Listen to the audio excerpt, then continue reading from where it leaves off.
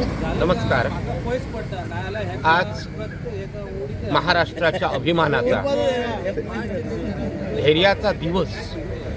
म्हणजे आजचा हा फाल्गुन कृष्ण तृतीया म्हणजेच आज 6 मार्च 2026. आजचा हा दिवस फार महत्त्वाचा आहे, कारण ज्या आपल्या भारत देशाला आणि हिंदू धर्माला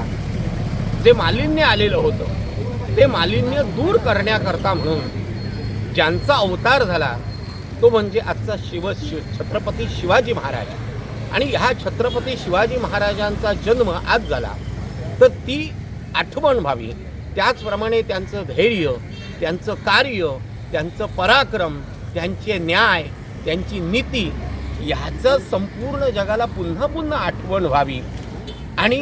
ते कार्य प्रत्येक वेळी स्मृतीत होऊन ते प्रत्येकाच्या जीवनात उतरावं म्हणून आम्ही ही डिचोली या ठिकाणी म्हणजे आज या ठिकाणी शिवजयंती साजरी केली आहे. आता सकाळी पूजन झालं, त्याचप्रमाणे या ठिकाणी असणाऱ्या शिवाजी महाराजांच्या पुतळ्याला या ठिकाणी पुष्पहार अर्पण करण्यात आला, दुधाभिषेक करण्यात आला, मूर्तीचं पूजन झालं, त्याचप्रमाणे या ठिकाणी तीर्थप्रसाद आरती झालेली आहे. तर शिवाजी राजांनी जे केलेलं कर्तृत्व आणि विशेष महत्त्व शिवाजी राजांच्या कर्तृत्वाला, पराक्रमाला काय आहे, कारण जी परिस्थिती 17व्या शतकामध्ये होती त्याच्याही पेक्षा परिस्थिती भयानक अगोदर होती आणि जे प्रतिकूल वातावरण होतं आणि ते पूर्ण प्रतिकूल वातावरणामध्ये शिवाजी राजांनी केलेलं आहे. कारण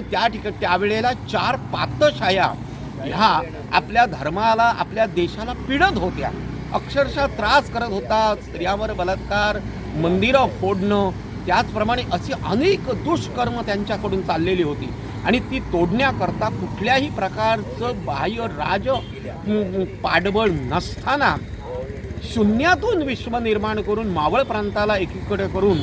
शिवाजी राजांनी फार मोठी सेना उभी केली आणि अफजल खान व शाहिस्ते खानाची फजिती असे अनेक